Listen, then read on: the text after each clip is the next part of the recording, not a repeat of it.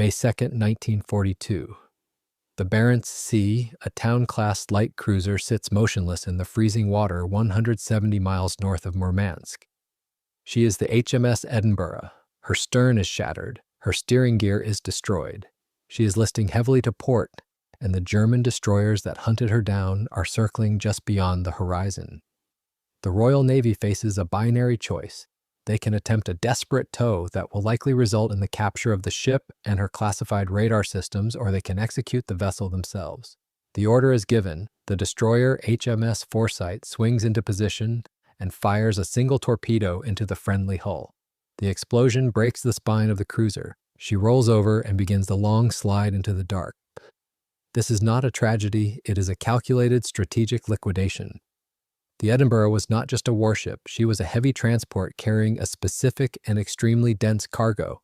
Deep inside her armored shell, stacked in 93 wooden boxes, lay 465 bars of solid gold bullion.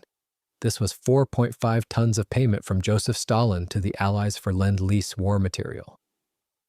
When the Foresight sent that torpedo into her flank, the British government was not just sinking a ship. They were sinking a fortune equal to the cost of an entire naval battle group. The physics of the descent are governed by the law of hydrostatic pressure. As the Edinburgh leaves the surface, she enters a hostile vertical gradient. For every 33 feet, she sinks. The weight of the ocean above her increases by 14.7 pounds per square inch. This is the primary antagonist of deep water salvage. The ocean does not negotiate, it simply adds weight. The hull passes the 200-foot mark where daylight fades to twilight. It passes the 400-foot mark where the water temperature locks at freezing. The pressure is now crushing the external bulkheads with 200 pounds of force on every square inch of steel. By the time the Edinburgh slams into the silt of the Barents Sea floor, she is resting at a depth of 800 feet. At this depth, the pressure is 25 atmospheres. It is enough to crush a human lung into a space the size of a soda can. In 1942, there is no technology on Earth capable of reaching her. The gold is effectively on the moon. The British Admiralty marks the chart and seals the file, for now. Later, in 1957, the wreck was formally designated a war grave. The 465 bars of gold sit in absolute darkness inside the portside ammunition magazine. This specific compartment is known as the bomb room. It was designed to hold heavy ordnance for the aircraft catapults. It is heavily armored and located deep within the intricate honeycomb of the ship. This location is a nightmare for future engineers. To reach the gold, a salvage team would have to penetrate the outer hull, then cut through fuel tanks, and finally breach the armored bulkhead of the magazine itself. All of this must be done at a depth where the water pressure is trying to force the salvage vessel into a structural collapse. For 39 years, the Edinburgh sleeps in the mud. She becomes a ghost story in the salvage community. The location is known, but the depth is the barrier. 800 feet is the kill zone. It is too deep for standard air diving and too complex for the primitive robotic grabbers of the post-war era. The gold remains safe not because of secrecy, but because of physics. The salvage industry has to wait for the technology to catch up to the ambition. It takes 4 decades for the engineering curve to intersect with the depth of the Barents Sea. In 1981, a group of divers and engineers decides that the impossible is finally within the margin of error. They are about to challenge the crushing weight of the Atlantic Ocean for a 4.5-ton paycheck, 3 million pounds. That is the specific number standing between bankruptcy and history in 1981.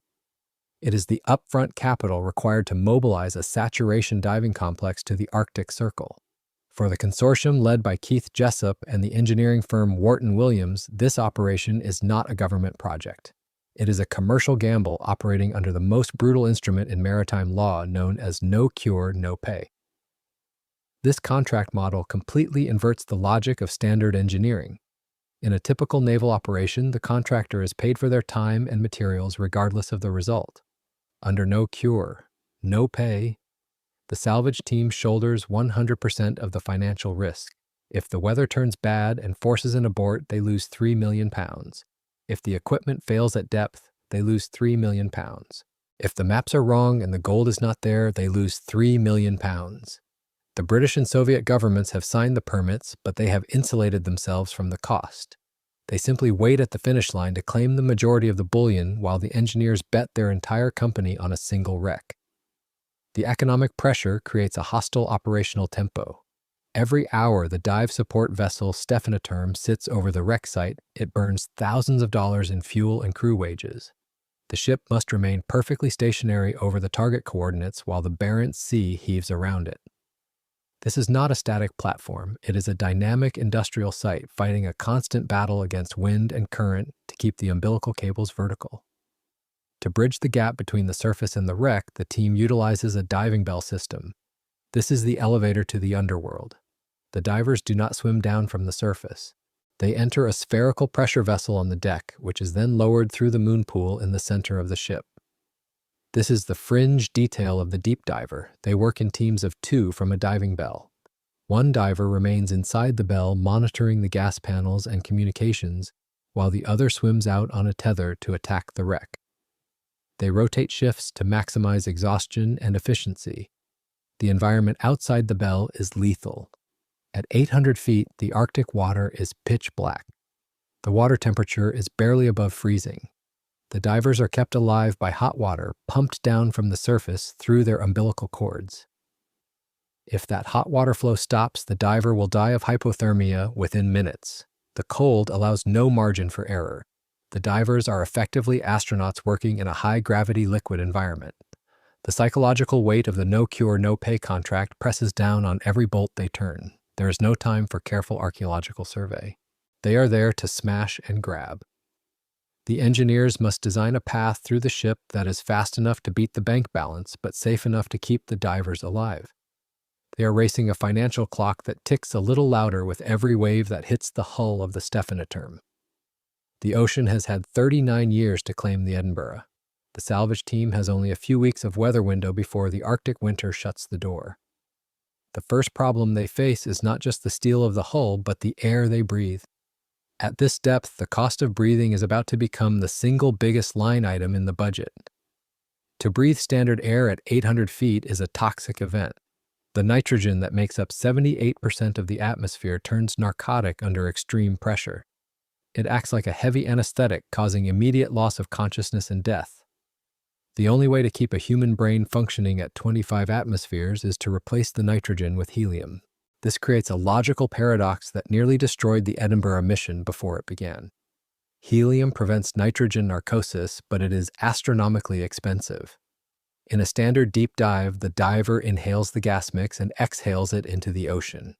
This is known as an open-circuit system.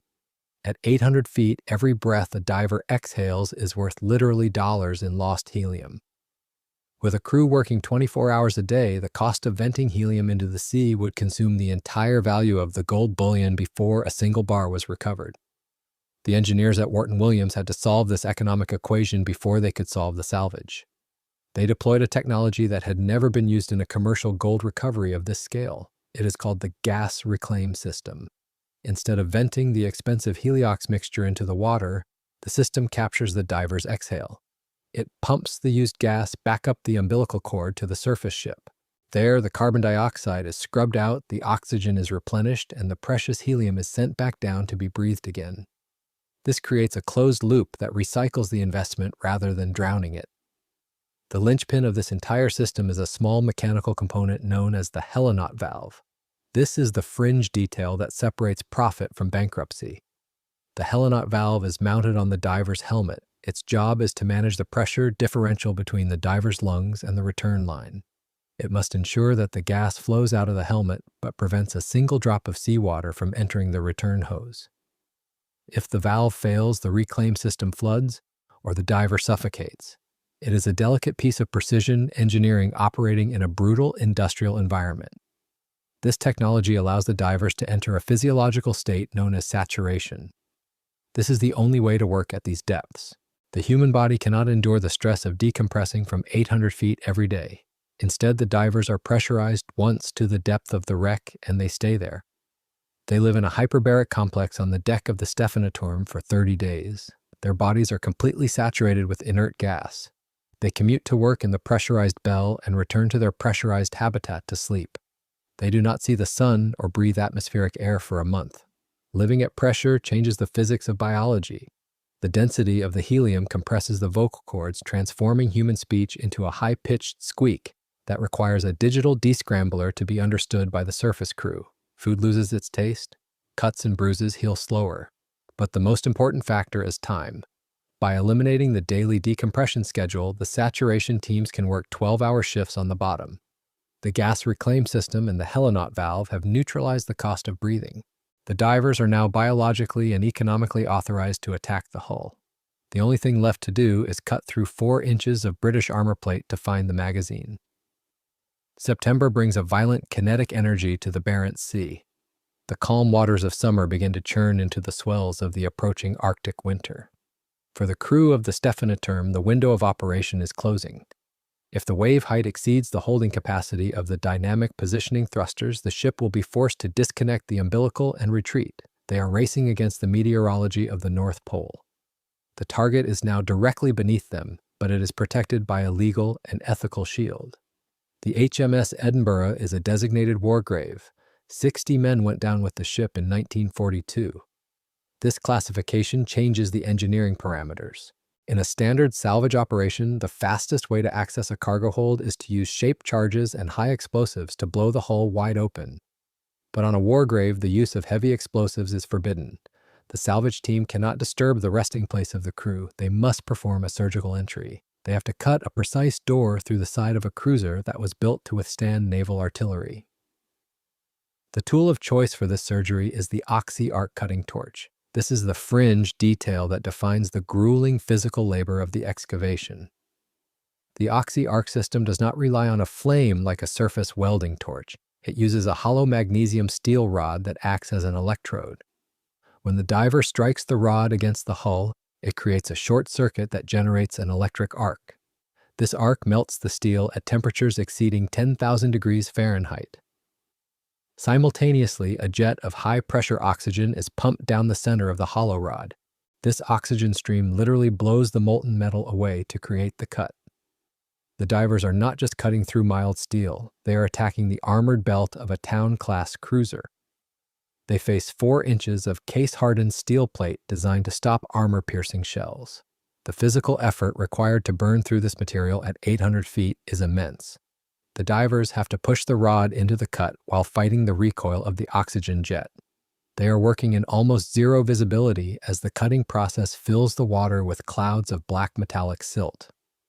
The path to the gold is a labyrinth. The engineers have calculated a trajectory that enters through the outer hull, passes through the fuel tanks, and terminates at the bulkhead of the bomb room. As the divers cut into the fuel tanks, they release pockets of heavy fuel oil that have been trapped since 1942. The oil coats their suits and faceplates, adding a layer of chemical filth to the freezing darkness. Day after day, the teams rotate in the bell, burning inch by inch through the layers of the ship. It is a slow, grinding war of attrition against the naval architecture of the past. The oxy-arc rods burn down in seconds, requiring constant replacement. The divers go through bundles of electrodes, leaving a pile of stub ends on the ocean floor. Finally, the torch breaks through the last layer of the inner bulkhead. The thick steel plate falls away, revealing the interior of the ammunition magazine. The beam of the diver's light cuts through the gloom and illuminates the debris field. The room is a chaotic jumble of shelving, rotted wood, and silt. Somewhere in that mess are 93 boxes that justify the £3 million gamble. The structural crisis is over. The recovery phase has begun. 431 gold bars. This is the specific number that defines the difference between a theoretical fortune and a tangible asset. In the abstract, 4.5 tons of gold is just a number on a manifest. In the physical reality of the Barents Sea floor, it is a logistical nightmare. Each bar is a dense brick of dead weight that must be dug out of the silt, handled by a diver with frozen fingers, and loaded into a lifting basket. The density of gold is 19 times greater than water. A single small bar feels immovably heavy when you are kneeling in the mud of a collapsed ammunition magazine. On September 16, 1981, the theoretical became actual. Diver John Rossier was probing the debris field inside the bomb room. The visibility was reduced to near zero by the clouds of silt kicked up by the excavation. His hand struck something solid and smooth amidst the rotted wood and twisted steel. He rubbed the surface of the object and saw the dull yellow glint that does not corrode. The voice that came over the comm system was high-pitched and distorted by the helium atmosphere, but the message was unmistakable. Rossier shouted, "I have found the gold." This is the fringe detail that broke the tension of the entire expedition. With those 5 words, the operation shifted from a salvage attempt to a bank withdrawal. But the discovery was only the starting gun for the most grueling phase of the project. The gold was not neatly stacked. The wooden boxes that held the bullion in 1942 had disintegrated decades ago. The bars were scattered across the deck of the magazine, buried under 3 feet of jagged scrap metal and unstable ordnance. The divers had to excavate the treasure by hand. They worked in the confined space of the magazine, often lying flat on their stomachs. They were breathing recycled helium, and their bodies were saturated with gas at 25 atmospheres. This physiological state limits human endurance. Every movement at this depth requires conscious effort. The water resistance slows down every swing of the arm and every shift of the torso. Above them on the deck of the Stephanie Term, a unique audience was watching the video feed. A team of Soviet officials had joined the British salvage crew to oversee the recovery of Stalin's payment. They watched as the divers loaded the bars into the lifting baskets. The process became an industrial assembly line. The divers would fill a basket, and the surface crew would winch it up through the moon pool. The sheer volume of the recovery was staggering. In previous salvage operations, recovering a single ton of non-ferrous metal was considered a victory. The Edinburgh team was moving tons of the most valuable metal on Earth. The piles of gold bars accumulating in the sorting room on the surface ship began to tax the storage capacity of the vessel. They had to stack the bullion on the deck. The value of the cargo sitting on the Stephanie Term rose by millions of pounds with every cage that broke the surface. The work continued relentlessly. The divers rotated in shifts, attacking the pile until the bomb room was effectively swept clean. They were racing the calendar. The autumn storms were hammering the surface ship, testing the limits of the dynamic positioning system that held them in place. But down in the silence of the wreck, the divers had achieved the impossible. They had reversed the entropy of the sinking. They had moved the mountain. In the binary world of deep ocean engineering, a 93% recovery rate is a statistical triumph. But for the salvage historian, the missing 7% is a splinter in the mind. The operation on the HMS Edinburgh did not end with a clean manifest. When the Stephanie Term disconnected her umbilicals and turned south towards Murmansk, 34 gold bars were still unaccounted for. This gap in the ledger creates a final logical paradox. The mission was a financial masterpiece, yet it remains technically incomplete. The arithmetic of the 1981 expedition is staggering. The 431 bars recovered carried a market value of roughly £45 million. Under the brutal terms of the no cure, no pay contract, the gamble paid off with the highest return in maritime history. The Salvage Consortium claimed 45% of the total value. The remaining 55% was divided between the Soviet Union and the British Treasury, with the Soviets taking 2/3 of the government share. The £3 million risk capital had multiplied into a fortune that justified every drop of sweat and every tank of helium. But the gold did not move itself. The recovery was a testament to human endurance operating at the absolute limit of physiology. This brings us to the fringe detail of the final accounting. During the height of the recovery operation, a diver named Dougie Matt executed a single bell run that passed into legend. In one shift, he located and lifted 40 bars of bullion. This is nearly 400 pounds of gold moved by hand in a zero-visibility environment while breathing a gas mixture that stripped the heat from his body. It stands as one of the most productive single shifts in the history of saturation diving. The success of 1981 was so profound that it generated a sequel. 5 years later, in 1986, the salvage team returned to the Barents Sea. They were driven by the knowledge that millions of pounds were still sitting in the silt of the bomb room. This second forensic sweep was even more surgical. Using the same saturation techniques and the same gas reclaim technology, they scoured the magazine down to the bare metal. They recovered another 29 bars, bringing the total count to 460. This leaves a final arithmetic haunting.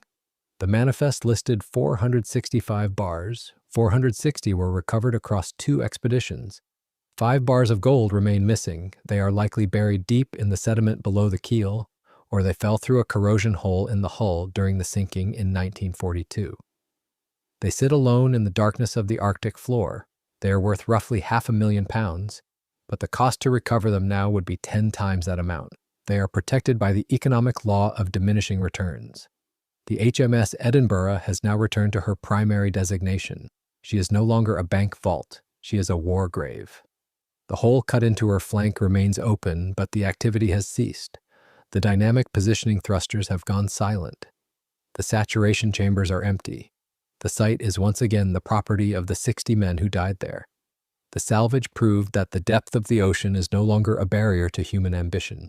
It proved that if the prize is heavy enough, engineers will find a way to cheat the pressure.